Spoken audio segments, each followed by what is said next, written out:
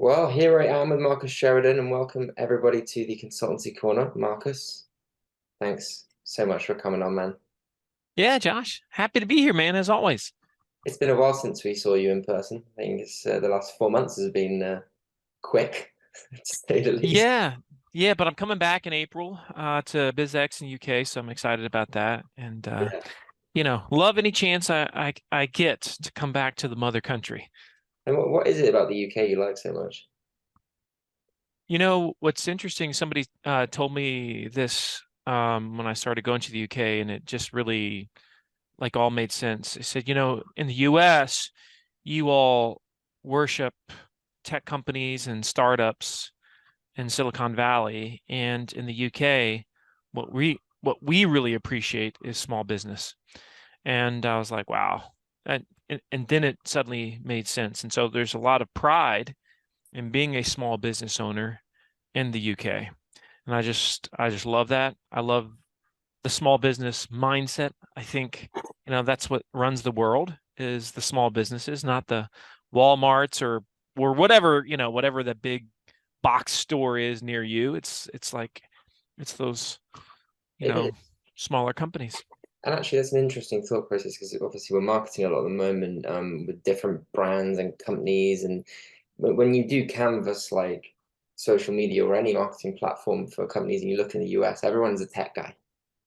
Whereas Hmm. in the UK, you find a lot more, more, I'd say simple businesses, small companies that are celebrated more. That's right. That's right. And I really like that about the UK. So, I just I love the country and love any chance I have to come out there and just be a part of the just that business marketplace and vibe out there. Yeah, for sure.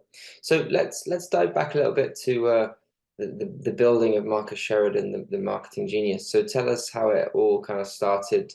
I assume it was with the pool business, right? That was kind of where your journey began. Yeah, I started out of university, Yeah. 2001, a pool company with two friends. And in fact, I was looking for a job and they had just started this pool company. They said, "Hey, Marcus, we need somebody to run our little retail shop while we install pools out in the field." And so I said, "Well, yeah, I can do that with you until I figure out what I want to do with my life." And 6 months later, they asked me to be a partner in it. And so that was in 2001. And we struggled to grow the business over the coming years and fought. And, we survived. And then 2008, 2009 came, which was the big crash, which was brutal and brutalized a lot of swimming pool companies and other luxury item companies, certainly in the US. And after that crash, I thought we were going to go out of business. And, I was going to lose my home. My business partners were going to lose their homes. So I really had to figure out how to dig out of that hole. And I didn't have a plan B. So I wanted to find a way to survive and maybe even thrive. And that's the beauty of pain and suffering is it forces us outside of our comfort zone and we start to do things that we otherwise wouldn't have done. And so that's when I started to read about the internet really seriously because I had noticed my own Mm, buying behaviors had been changing. And so I said, I'm no different than my buyers. And so I said, essentially, okay, from what I'm reading here and all this stuff, if we just obsess over our customers' questions, worries, fears on our website and are willing to address them through text and video, answer those questions, worries, fears, concerns, then we might save the business. And so that's what we did. And every night for the next couple of years, I'd sit there and I'd write an article or produce a video that addressed a customer's question, concern, issue, etc. about, in this case, fiberglass swimming pools. And we went on to become the most trafficked swimming pool builder website in the world and saved the company. We exploded.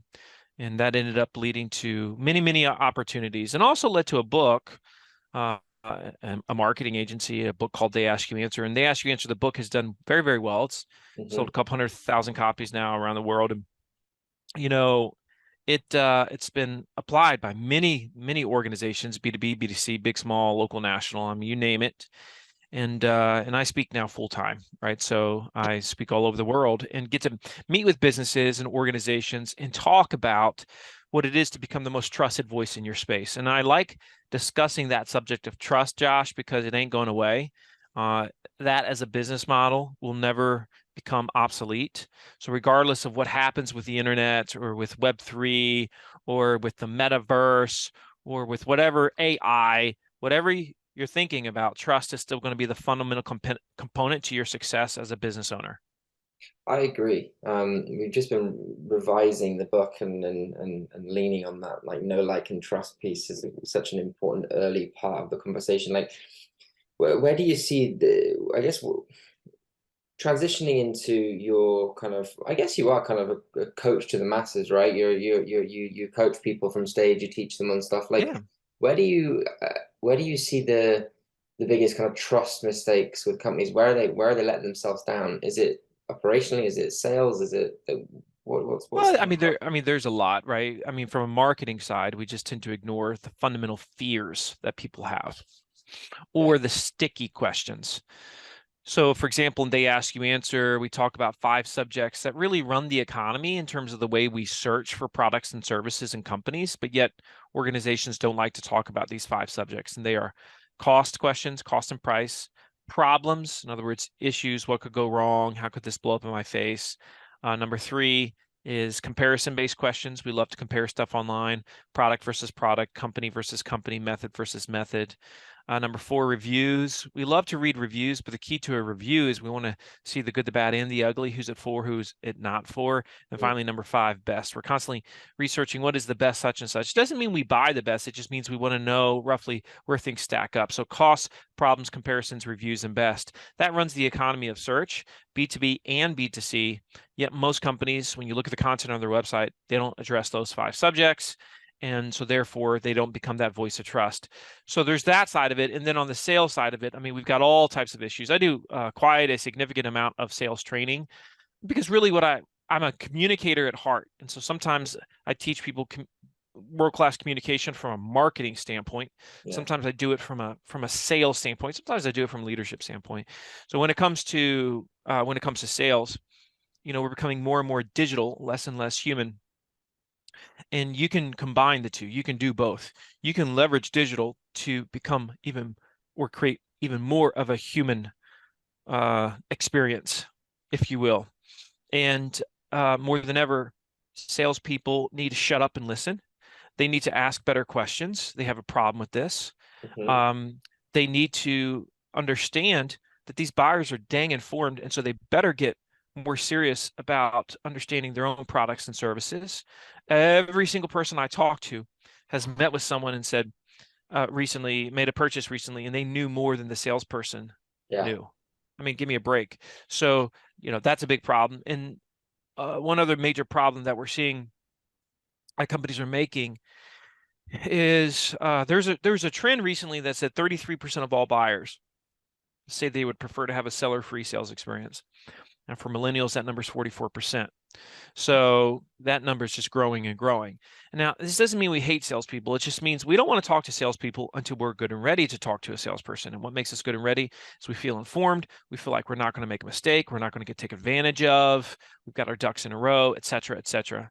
So an example of this is you got to, as an organization, find ways to allow your buyers to do things on your website that previously they had to do through a salesperson. Let me give an example. We're seeing more and more companies, and we help companies with this, create pricing calculators for their website. A pricing calculator is a really, really big deal. Yeah. Every buyer, every researcher would love to use some type of pricing calculator to, at a minimum, get a range, a sense for what they're going to spend for a product or a service. Yet almost every company likes to make excuses as to why they can't do that, which is total BS. Because if somebody talked to one of your salespeople right now and said, "Can you give me a sense for how much it's going to cost?" It doesn't matter whether you sell a product or service. Salesperson's going to say, "Okay, I need to ask you some questions first." Salesperson asks those questions, and then they say, "Okay, well, based on what you told me, I would expect you to be in XYZ range." I'm not going to give it exact. So that conversation happens thousands of times a day. You Mm. telling me we can't do that on a website with a simple set of questions that they can answer, and then you can output basically a range? Yeah, I do it myself. It's wildly successful.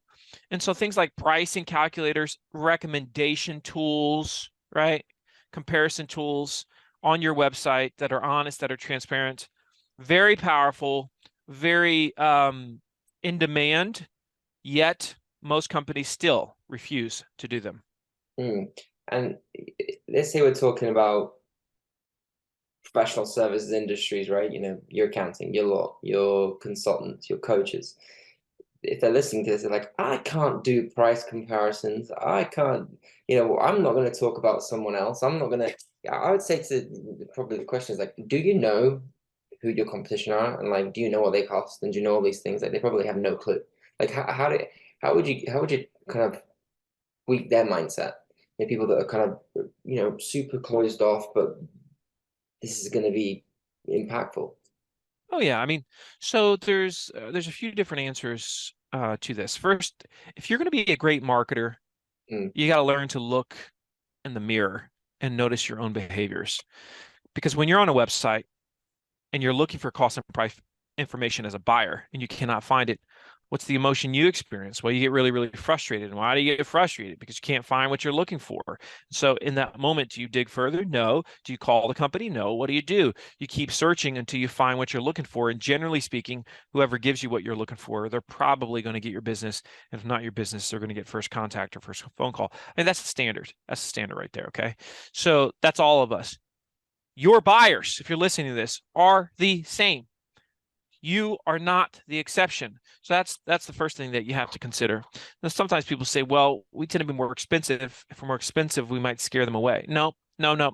Great education doesn't scare people away. It's actually very attractive. yeah. What scares people away is when you allow ignorance to exist in the marketplace. That's what scares people away.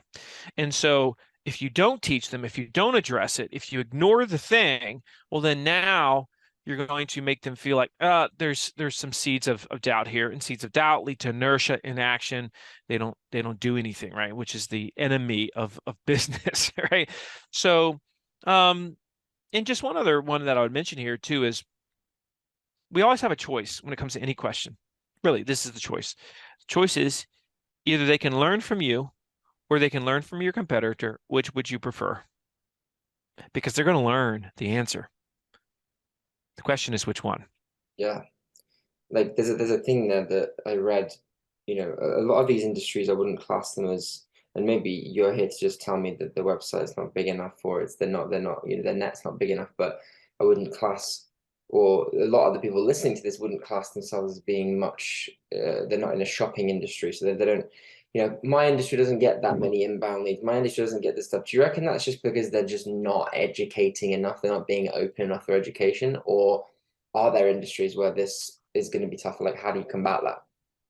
So my first question to that person would be, would 100% of every single person, or would every person in your industry 100% say that exact same thing?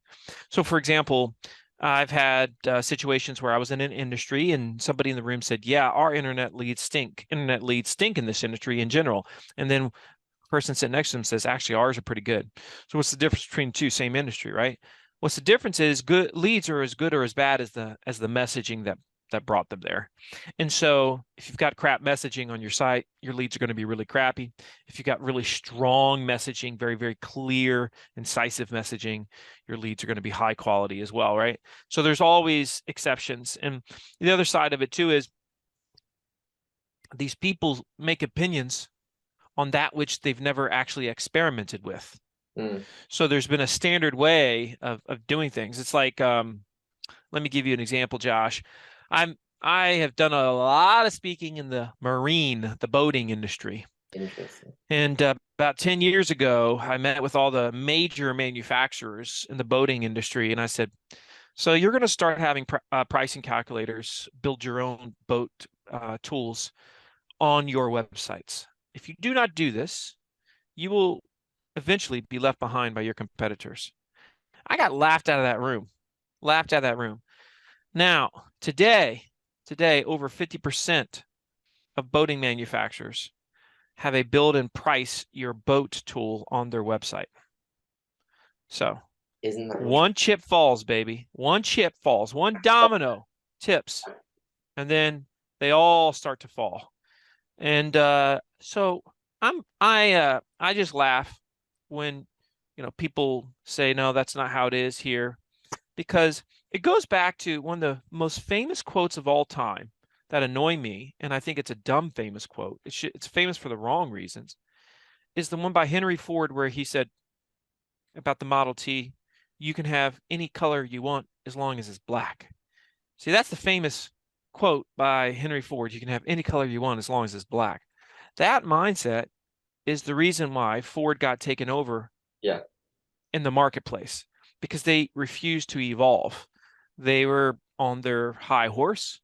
They were cocky and arrogant at the time. And listen, Henry Ford was a genius, right? He revolutionized the automotive space. So I'm not taking that away. But that quote was a dumb quote, because the pride is oftentimes the downfall as well. And that's what it was for Ford at that point in time in their history. Mm, I agree. And I think that there's probably a aha moment. There's a domino going to fall in these industries soon, I think. And I think that the opportunity is now to be creative and create them.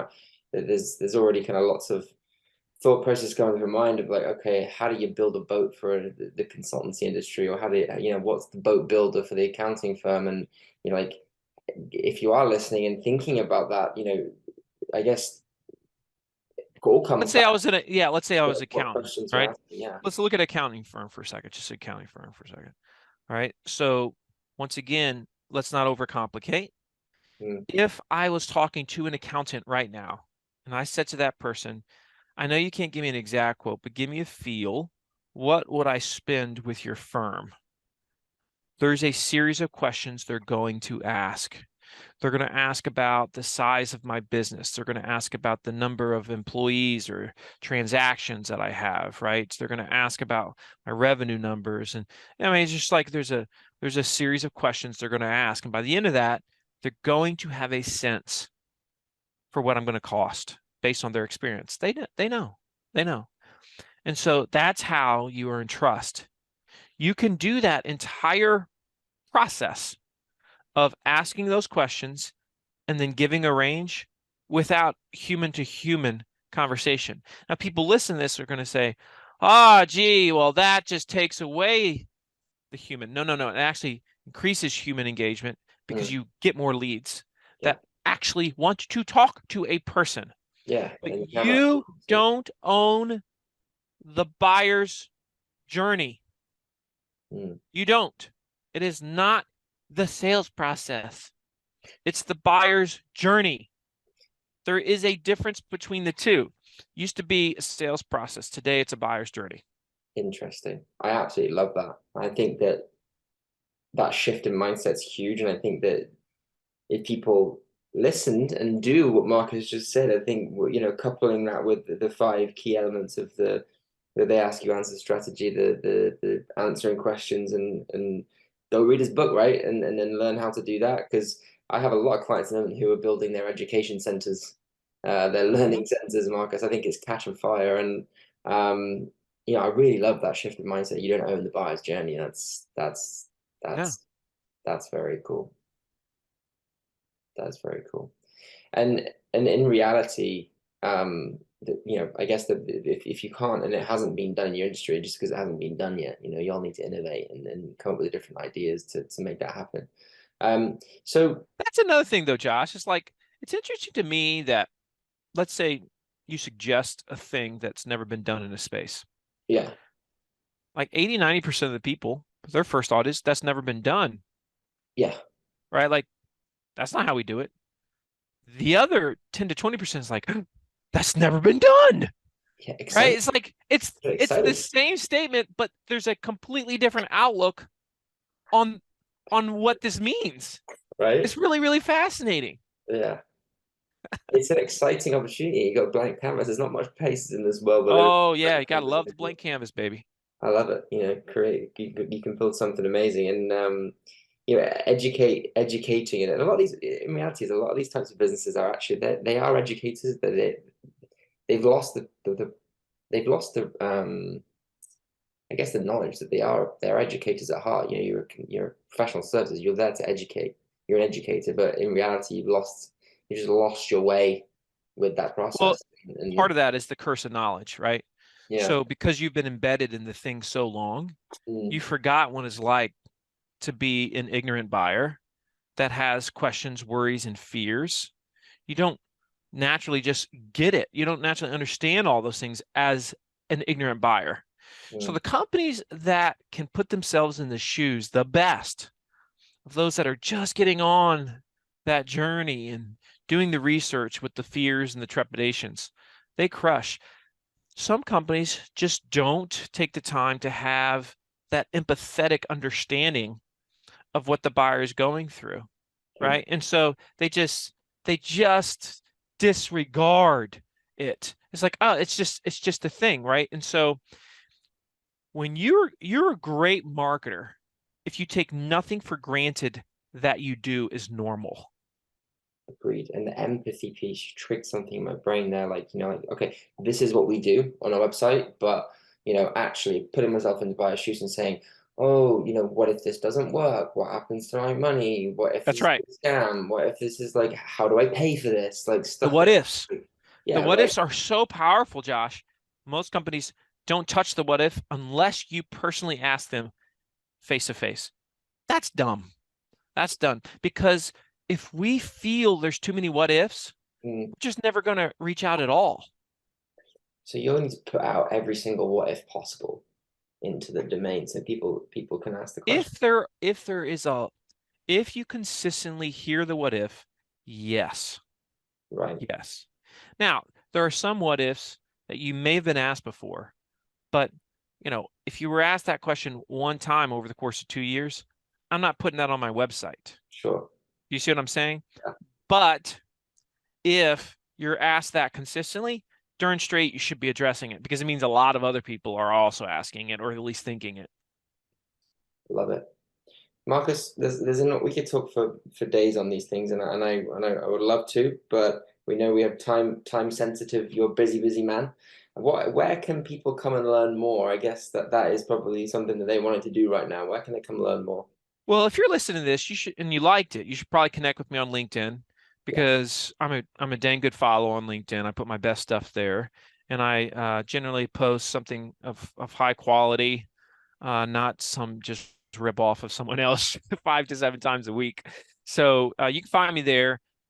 Make sure you get the book they ask you answer if you listen to this, not because it's my book, but because you're going to love it and it's going to change your life if you apply its teachings. That's why you should do it. You're going to be flooded with ideas and thoughts, and you're going to be reinvigorated from a yeah. sales and marketing standpoint for your business. That's my promise Every to time you. So every time we talk, I get reinvigorated. The team is already piling up blogs to the new website we're launching, so they're going crazy, and they're really loving it as well. So, it's a phenomenal way to educate, and I think it's so viable in every single industry too. Even in these mhm. tough industries, I put my fingers in brackets around that because maybe they're not that tough. You need dominoes for. So, Mark, Absolutely. got a final question for you to close us off. What's the best country to travel to for work? What's your favorite? Uh, my favorite country to travel to is Scotland. Okay. Yeah, Who's got the Scotland best, and who's got the best breakfasts? We had a debate about this, if you remember. Who's got the best hotel breakfasts? well, well, I have to say, uh, European and English scrambled eggs, not there, just not there. Really got some stuff to work on that side, but nonetheless, love that part of the world. Good. Well, thanks so much for that, man. And everyone, make sure you like and subscribe to the video. Give us your comments below. We can share the questions back to Marcus, and I hope you all enjoyed it. Thanks so much.